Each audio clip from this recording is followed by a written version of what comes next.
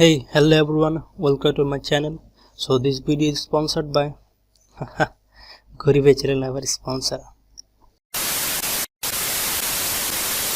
So এই ভিডিওটি তাদের জন্য খুব হেল্পফুল হবে যারা নতুন পিসি বিল্ড করতে যাচ্ছেন বা নতুন এর আগে কখনো পিসি বিল্ড করেন না, পিসি বিল্ড সম্বন্ধে খুব একটা ধারণা নেই। আজকে ভিডিওটি তাদের জন্য। আপনি যদি একটা পিসি বিল্ড করতে চান এবং আপনি বুঝে উঠতে পারছেন কীভাবে পিসি বিল্ড কোন পিসির প্রত্যেকটা কম্পোনেন্ট চুজ করার ক্ষেত্রে কী জিনিস মাথায় রাখা উচিত, সো এই ভিডিওটি আপনার জন্য এবং আপনি সঠিক ভিডিওতে ক্লিক করেছেন। সো ভিডিওর মূল কথায় ফেরা যাক। পিসি বিল্ড করতে পুরো ভিডিওতে সম্পূর্ণ ভিডিওটি জুড়ে আমি আপনাদের এক্সপ্লেইন করে যাব কিভাবে আপনি পিসির প্রত্যেকটা কম্পোনেন্ট চুজ করবেন এবং প্রত্যেকটা কম্পোনেন্ট চুজ করার ক্ষেত্রে কী কী জিনিস মাথায় রাখতে হবে, সেটা প্রসেসর হোক, মাদারবোর্ড হোক, র্যাম হোক বা যে কোনো কম্পোনেন্ট হোক। আর পিসি বিল্ডের কথা যদি আপনি আসেন, কয়েক ধরনের পিসি বিল্ড হতে পারে ইউজারের রিকোয়ারমেন্ট অনুযায়ী। অনেকে চায়, অনেকে বাজেটের মধ্যে থাকে, বাজেট পিসি বিল্ড তৈরি করতে চান, তৈরি করেন। আবার অনেকে আছে গেমিং, শুধু গেম খেলার জন্য পিসি তৈরি। আবার অনেকে আছেন গ্রাফিক্সের কাজ করার জন্য, ভিডিও এডিটিং কাজ করার জন্য, 1080p 2K 4K video editing করার জন্য পিসি নিন।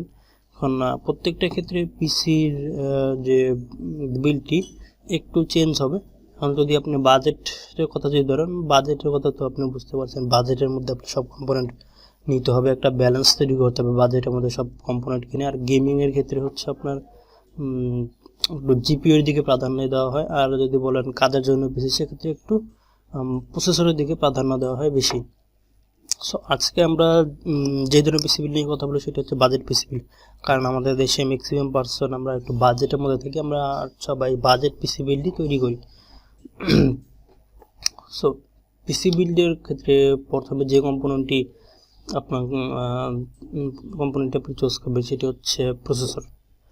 এখন প্রসেসরের ক্ষেত্রে আপনি কিছু জিনিস মাথায় রাখবেন, সেটা হচ্ছে আপনি যে প্রসেসর চুজ করেন না কেন সেটা দেখবেন সেটা যাতে রিসেন্ট জেনারেশন হয় বা লাস্ট যে জেনারেশন চলতেছে সেই জেনারেশন হয়, আগের জেনারেশন প্রসেসর জন্য আপনি না নেন। এটা খুব মাথায় রাখবেন, কারণ জেনারেশনের জন্য আপনার পারফরমেন্স অনেক ভ্যারি করে। আর যদিও একটু কম প্রাইসে পাওয়া যায় আগের জেনারেশনের প্রসেসরগুলো রিসেন্ট জেনারেশনে যায়, তারপরেও আপনি যদি চান যে আপনি নতুন পিসি কিনে অনায়াসে 2 থেকে 3 বছর যে গেম বলেন, কাজ বলেন, কোনো ধরনের ল্যাগিং ছাড়া বা কোনো ধরনের শাটারিং ছাড়া কাজ করতে চান, গেম খেলতে চান, সেক্ষেত্রে আপনি ট্রাই করবেন সেটা প্রসেসর হোক বা মাদারবোর্ড হোক বা র্যাম হোক, সব কিছু আপ টু ডেট সেসব প্রোডাক্ট নেওয়ার জন্য। সো যেহেতু আমরা একটা বাজেট বিল তৈরি করছি, আমরা আমাদের এই বিল্ডের সুবিধাতে আমরা আনুমানিক একটি উদাহরণস্বরূপ একটি বাজেট ধরুন আমাদের আজকে বিল্ডের বাজেট 40,000 টাকা। তো 40,000 টাকা বাজেট যেহেতু আমরা করছি, সেক্ষেত্রে বুঝতে পারছেন খুব টাইট বাজেট। এখানে জিপিইউ নিজে হলে নিতে পারেন, জিপিইউ যদি আপনি নেন আপনার সেক্ষেত্রে পিসির যে একটা ব্যালেন্সের বিষয় আছে। সো পিসির ব্যালেন্স আনব্যালেন্স বিষয়টা অনেক গভীরে যদি বলতে চাই, সেটা ভিডিওটা অনেক লম্বা হয়ে যাবে। সেটি অন্য কোনো ভিডিওতে আলাদাভাবে একটা ভিডিও তৈরি করবো আমি সেটা বোঝার জন্য। কিন্তু ব্যালেন্স আনব্যালেন্স বলতে আপনি প্রত্যেকটা কম্পোনেন্ট চুজ করবেন, আপনি প্রত্যেকটা কম্পোনেন্টের উপর নির্ভর করে, বা পিসির প্রত্যেকটা কম্পোনেন্ট একটা কম্পোনেন্ট আর একটা কম্পোনেন্ট নির্ভরশীল। তাই একটা কম্পোনেন্ট যদি আপনি খুব পাওয়ারফুল নেন, কিন্তু অন্য কম্পোনেন্ট যদি বেশি পাওয়ারফুল না হয়, তাহলে সেই কম্পোনেন্টটি যদি বেশি টাকাটা নেন, সেই কম্পোনেন্টটির পারফরমেন্স আপনি পাবেন না। কারণ ধরুন মাদারবোর্ড বলেন, আপনার প্রসেসর বলেন, সেই কম্পোনেন্টটিকে আপনি ক্যারি করতে পারে না বা সেটার জন্য ওভারলোড বা ওভারকিল হয়ে যায়। তাই 40,000 বাজেটে আমরা কোনো জিপিইউ নিতে পারবো না। তাই আমাদের যেটা করতে হবে, যদি জিপিইউ নিতে হয় আমাদের কাছে অপশন আছে, সেটা হচ্ছে রাইজেনের এপিইউ নেওয়া। অনেকে বলতে পারি ইন্টেলে গেলাম না কেন, ইন্টেলে আপনার কোনো এপিইউ পাবেন না যদি তাদের সিপিইউ ক্যাটাগরি লাইন আপটা দেখেন। আর যদি আপনি বর্তমান বাজারে প্রসেসরের প্রাইস টু পারফরমেন্স বিবেচনা করেন, তাহলে আপনাকে AMD best price to performance দিয়ে থাকে যে কোনো প্রাইস পয়েন্টে বা যে কোনো প্রসেসর সেগমেন্টে। আর পিসি বিল্ডের ক্ষেত্রে একটা জিনিস খুব মাথায় রাখবেন, যদি বিশেষ করে আপনার যদি বাজেটে থাকে, আপনি ট্রাই করবেন যে প্রোডাক্টটা নেন কোনো সেটা যেন আপনার জন্য ওই প্রাইস সেগমেন্টে best value for money provide করে দিতে পারে আপনাকে। সেই প্রসেসরটি নেবেন বা সেই কম্পোনেন্টটি বা সেই মাদারবোর্ডটি আপনি নেবেন। সো আমাদের এখানে 40,000 টাকা বাজেট পিসি বিল্ডের জন্য চোদ হচ্ছে এমনি রাইজেন 4 জেনারেশনের 3400G, আর এটার মধ্যে ভেগা 11 গ্রাফিক্স রয়েছে। এই গ্রাফিক্সটি আপনার GT 1030 সমপরিমাণ পারফরমেন্স করতে পারে। এটা আপনার মডার্ন গেমসগুলোতে আপনার 35 FPS দিবে লো মিড সেটিং, যদিও হাই সেটিং খেলতে পারবেন না আপনি। আর যদি আপনার আগের গেমের কথা বলেন, সেই গেমগুলোতে অনায়াসে 60 FPS দিবে মিড টু হাই সেটিংয়ে। আর যদি আপনার বর্তমান যে পপুলার গেম পাবজি কথা যদি বলে, সেই পাবজি গেমে আপনি অনায়াসে 60 FPS পেয়ে যাবেন। সো এটা গেল আমাদের প্রসেসরের বালা। আর এই প্রসেসর নেওয়ার ক্ষেত্রে প্রসেসরের স্পেসিফিকেশনগুলো একটু দেখে নেবেন, কারণ আপনি একটা প্রোডাক্ট নিচ্ছেন, যদি নাই বুঝেন যেটার মধ্যে কী কী আছে সেটা যদি ডিটেলস নাই বুঝেন, তাহলে এগুলো পড়বেন এবং প্রোডাক্টটা কী বলা আছে বা প্রোডাক্টের কাজ কী বা প্রোডাক্টটা পাওয়ার কতটুকু, প্রোডাক্টটার কাজ করার ক্ষমতা কতটুকু সেটা সম্বন্ধে যাতে আপনার ধারণা হয়। সো এখানে কোর আছে 4টি, থ্রেড আছে 8টি, এটার ম্যাক্স বুস্ট ক্লক 4.2 GHz, এটার ক্যাশ আছে 6 MB, আর এটার পাওয়ার কনজিউম করে 65 ওয়াট। PCI ভার্সন 3.0, যেটা লেটেস্ট PCI ভার্সন। এটা ওভারক্লকেবল লেখাই আছে, আর এটা সকেট হচ্ছে M4। সো এটা হলো মাদারবোর্ড স্পেসিফিকেশন বলা।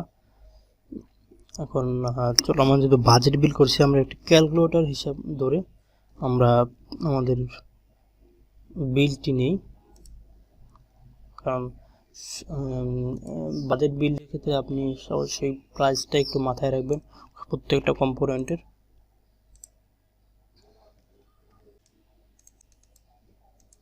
সো এটা হচ্ছে আমাদের প্রসেসর প্রাইস 15,000 টাকা। এরপর আসা যাক মাদারবোর্ডে। সো মাদারবোর্ড কেনার ক্ষেত্রে আপনি যে জিনিসগুলো মাথায় রাখবেন সেটা হচ্ছে, আপনি যে মাদারবোর্ড নেবেন সেটা যেন রিসেন্ট, মানে সেই মাদারবোর্ডে অনেকগুলো চিপসেট অ্যাভেলেবেল আছে। আপনি যেই চিপসেটের মাদারবোর্ডটি নেন না কেন, আপনি চেষ্টা করবেন রিসেন্ট জেনারেশনের চিপসেটের মাদারবোর্ড নেওয়ার জন্য। আর আপনার অ্যাটলিস্ট ট্রাই করবেন সবসময় B450 মানে 450 চিপসেটে যাওয়ার জন্য, এর নিচে না যাওয়ার জন্য। আপনার 320 চিপসেটও আছে, আবার এর নিচেও চিপসেট আছে। সেই চিপসেটগুলো নেবেন না, কারণ সেই চিপসেটগুলোতে আপনার ফিউচারে যে আপডেটের একটা পিসি আপডেট করতে চান, সেই অপশনটা খুব একটা থাকে না। হ্যাঁ, মাদারবোর্ড কেনার ক্ষেত্রে এটাও খুব খেয়াল রাখবেন যে মাদারবোর্ডে নিচ্ছেন সেই মাদারবোর্ডে আপনি ফিউচারে কতটুকু আপডেট করতে পারবেন। যেমন মাদারবোর্ডে র্যামের স্লট কয়টি অ্যাভেলেবেল থাকবে, র্যামে আপনার মাদারবোর্ডে PCI স্লট কতটি থাকবে, M.2 স্লট আছে কি না সেটাও খেয়াল রাখবেন। এরকম জিনিস কিছু খেয়াল রাখবেন। আর সবসময় চেষ্টা করবেন ATX মাদারবোর্ড নেওয়ার জন্য। আপনি বাজেটে থাকুন নাই কেন, ATX মাদারবোর্ড নিতে, কারণ ATX মাদারবোর্ড আপনাকে বেশি ফিচার প্রোভাইড করে এবং বেশি আপডেটেবিলিটির অপশন থাকে। তো আপনি আমার এই 40,000 টাকা বিল্ডে বাজেটের জন্য আপনাকে কয়েকটা মাদারবোর্ড সাজেস্ট করব। আপনি যে মাদারবোর্ডটি নেন না কেন, আপনার ইচ্ছা মতো আপনি মাদারবোর্ড নিতে পারেন। সো এখানে একটি মাদারবোর্ড আছে, সেটা হচ্ছে ASUS TUF B450 plus gaming motherboard. এটা একটি ATX মাদারবোর্ড, এটা 450 চিপসেটের মাদারবোর্ড, এটাও নিতে পারেন। তারপর আছে আপনার MSI এর এটা আছে, তারপর আপনার ASUS এর এটাও নিতে পারেন। আর হ্যাঁ, খেয়াল রাখবেন মাদারবোর্ড যেহেতু নিচ্ছেন, মাদারবোর্ড আপনার দুই ধরনের প্রসেসর উপর হয়, একটা ইন্টেল আর একটা রাইজেন। এই যেহেতু রাইজেন প্রসেসর চুজ করেছেন, সো রাইজেন দেখবেন রাইজেন সাপোর্টেড কিনা বা রাইজেন মাদারবোর্ড কিনা এটা।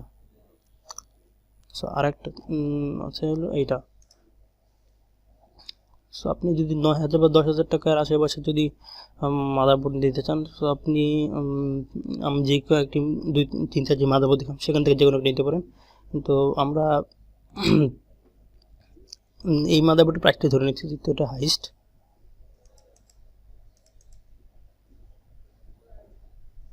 ইনক্লুড করে নিলাম। আমাদের এখন বিলের 40,000 টাকা বিল থেকে প্রায় 24,000 বা 25,000 টাকা খরচ হয়ে গেছে।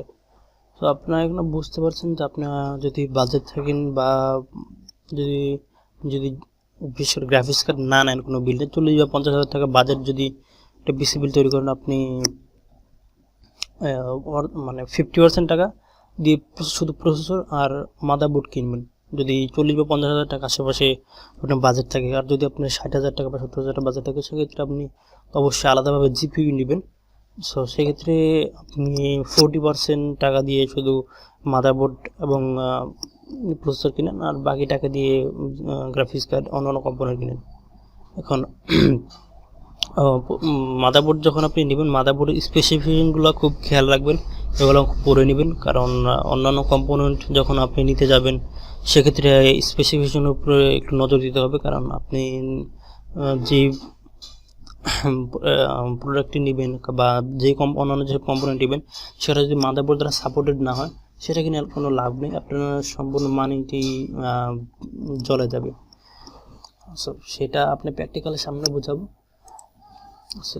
এরপর আসা যাক র্যামের দিকে। সো র্যামের দিকে আপনি কিছু জিনিস মাথায় রাখবেন, সেটা হচ্ছে ট্রাই করবেন ডুয়াল চ্যানেল র্যাম নেওয়ার জন্য এবং হায়ার ফ্রিকোয়েন্সি র্যাম নেওয়ার জন্য। এখন আমরা যেহেতু একটু বাজেটে আছি, সো আমি আপনাদের র্যামের ক্ষেত্রে কয়েকটা অপশন দিব।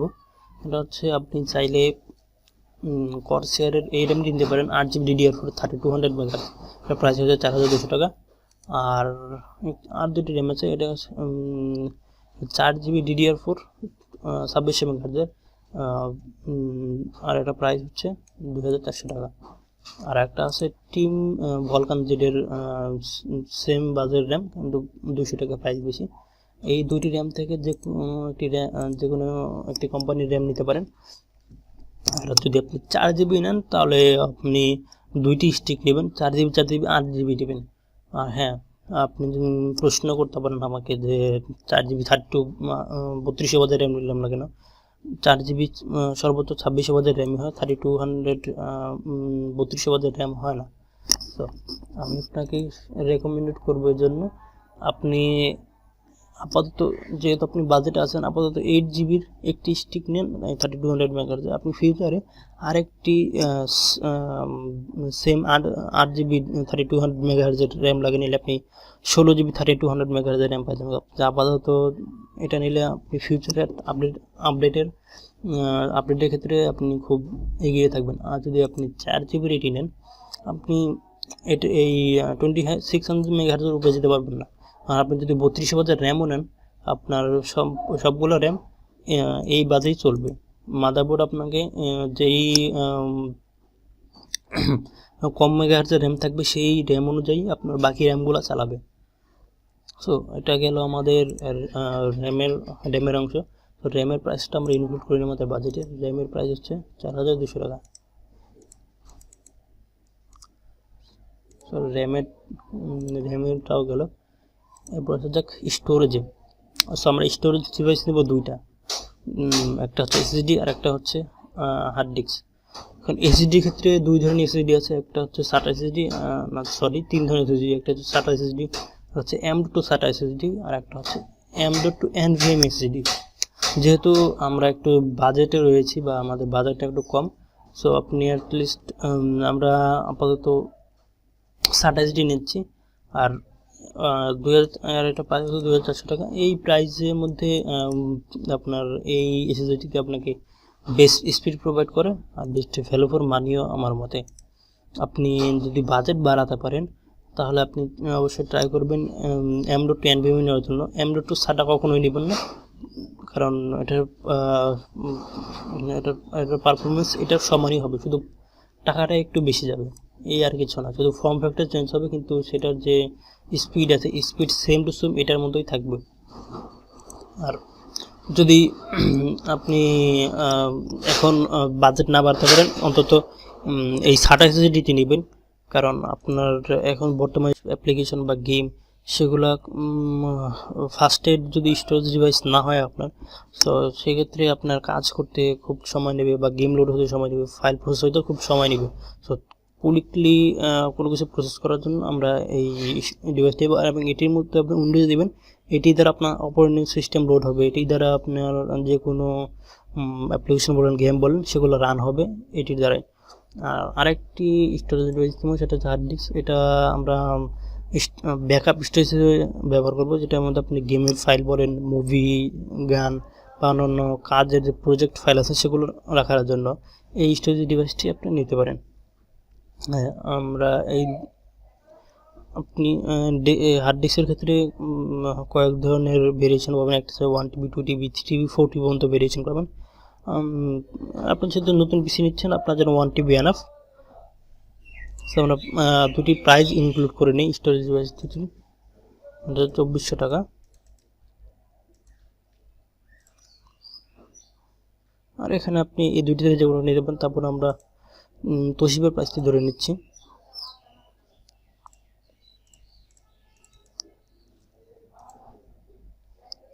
সো এটা গেল আমাদের মোট বিল্ডের খরচ, যেটা আছে আপাতত 35,000 টাকা। সো এখন আমাদের বাকি হচ্ছে পাওয়ার সাপ্লাই আর কেসিং। সো পাওয়ার সাপ্লাই আমরা অনেকে যেটা করি যে খুব ভালো ভালো র্যাম নেই, মাদারবোর্ড নেই, প্রসেসর নেই, কিন্তু আমরা পাওয়ার সাপ্লাইয়ের ক্ষেত্রে কী করি, আমরা কেসিংয়ের সাথে যে পাওয়ার সাপ্লাই আছে সেটা দিয়ে কাজ চালাতে চেষ্টা করি। কখনো এটা করবেন না, কারণ আপনার এই 2-3 হাজার টাকা সেপোর্ট দিকে দেখবেন যে আপনার যে সম্পূর্ণ 30-40 হাজার টাকা যে বিল্ড, সেটি ড্যামেজ হতে পারে, নষ্ট হয়ে যেতে পারে। যেমন আপনি যে পাওয়ার সাপ্লাই পাবেন কেসিংয়ের সাথে, সেটা কোনো ওয়ারেন্টি থাকে না বা সেটা কোনো সার্টিফিকেশন থাকে না। সেক্ষেত্রে আপনি পিসি নেওয়ার পর কিছুদিন পর বা মাসখানেক পর যদি আপনার পাওয়ার সাপ্লাইটি জ্বলে যায় বা নষ্ট হয়ে যায়, সেক্ষেত্রে আপনার পিসির অন্যান্য কম্পোনেন্টও ড্যামেজ হতে পারে, যেমন র্যাম ড্যামেজ হতে পারে, মাদারবোর্ড ড্যামেজ হতে পারে। সো সেই সব ঝুঁকি থেকে দূরে থাকার জন্য আপনি অবশ্যই ট্রাই করবেন কোনো ভালো ব্র্যান্ডের সার্টিফাইড একটি পিএসইউ নেওয়ার জন্য। এখানে কয়েকটি পিএসইউ আছে, কিন্তু আমি আপনাকে বলবো যে কোর্সের এই পিএসইউটা, এটা হচ্ছে 2850 টাকা প্রাইস। এখন এই পিএসইউটির কথা কেন বলছি, কারণ এটি কোর্সের খুব ভালো একটি ব্র্যান্ড, আপনারা জানেন। আর এটি 80+ হোয়াইট সার্টিফাইড। কারণ আমি আপনাকে অবশ্যই একটু আগে বলেছি যে সার্টিফাইড কোনো পিএসইউ নেওয়ার জন্য এই প্রাইজের মধ্যে আমার মতে এটি সার্টিফাইড কোনো একটি পিএসইউ। সো পিএসইউ প্রাইসটা আমরা নোট করে নিই। পিএসইউ প্রাইস হচ্ছে 2850 টাকা। বিল্ডের মোট খরচ দাঁড়িয়েছে আপাতত 37,850 টাকা। আমাদের বাকি থাকে হচ্ছে 2000 সামথিং বা 2150 টাকা বাকি থাকে। সো আমরা এই বাকি টাকা দিয়ে আমরা কেসিং কিনবো। সো এই যে ছোট্ট কেসিং 2200 টাকা। সো আপনি যদি দোকানদারের কাছে দাম অবশ্যই 50 টাকা 100 টাকা কম পেয়ে যাবেন। তো আপনি এই দুইটি কেসিং যেখানে কেসিং নিতে পারেন। আর কেসিং নেওয়ার ক্ষেত্রে খেয়াল রাখবেন হচ্ছে আপনি যে কেসিং নেন না কেন, এটি যেন ATX কেসিং হয়, মাইক্রো ATX কেসিং আপনি নেবেন। আর কেসিং নেওয়ার ক্ষেত্রে আপনি কেসিংয়ের এয়ার ফ্লোটা খেয়াল রাখবেন, বা কেসিংয়ের এয়ার ফ্লোটা কতটুকু ভালো, কারণ সেটার উপরে আপনার নির্ভর করবে আপনার প্রসেসর টেম্পারেচার কতটুকু হবে, বা আপনার পিসির অন্যান্য হার্ডওয়্যার টেম্পারেচার কেমন হবে। টেম্পারেচার যত কম হবে বা এয়ার ফ্লো যত ভালো হবে, আপনার পিসি তত সেফ থাকবে এবং ক্র্যাশ হওয়ার বা আপনার জ্বলে যাওয়ার সম্ভাবনা খুব কম থাকবে। এরকম মনে হয় প্রচুর হিটের কারণে বা এয়ার ফ্লো কম থাকার কারণে পিসি ড্যামেজ হয়ে যায়, পিসি ফিজিক্যালি ড্যামেজ হয়ে যায়, আস্তে আস্তে পিসির অন্যান্য কম্পোনেন্ট হেলথ নষ্ট হয়ে যায়। সো আপাতত এই পর্যন্তই। আপনি আশা করি আমি আপনাকে বোঝাতে পেরেছি পিসি বিল্ডের ক্ষেত্রে আপনি কী কী জিনিস, প্রত্যেকটা কম্পোনেন্ট চলছে ক্ষেত্রে কী কী জিনিস মাথায় রাখতে হবে। সো আজকের জন্য এই পর্যন্তই। দেখা হবে আপনার সাথে পরবর্তী কোনো একটা ভিডিওতে।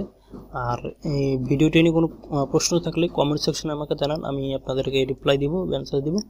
আর আমার কাছ থেকে আর কী কী ধরনের ভিডিও চান, কম্পিউটার রিলেটেড, ল্যাপটপ বলেন, টেকনোলজি রিলেটেড কী কী ভিডিও চান, সেটা আপনারা কমেন্ট সেকশনে জানাতে পারেন। আমি আপনাদের ওই রিকমেন্ডেশন অনুযায়ী ভিডিও বানানোর চেষ্টা করব। সো আজকে এই পর্যন্তই। দেখা হবে আপনার সাথে পরবর্তী ভিডিওতে। তো পরবর্তী ভিডিওটি আপডেট পাওয়ার জন্য আমার চ্যানেল সাবস্ক্রাইব করে রাখেন এবং অবশ্যই বেল আইকনটি ক্লিক করে রাখেন, যাতে আমি ভিডিও আপলোড করলে সাথে আপনি নোটিফিকেশন পেয়ে যান। এবং ভিডিওটি লাইক করুন এবং শেয়ার করুন এবং আপনাদের বন্ধুদের মাঝে শেয়ার করেন।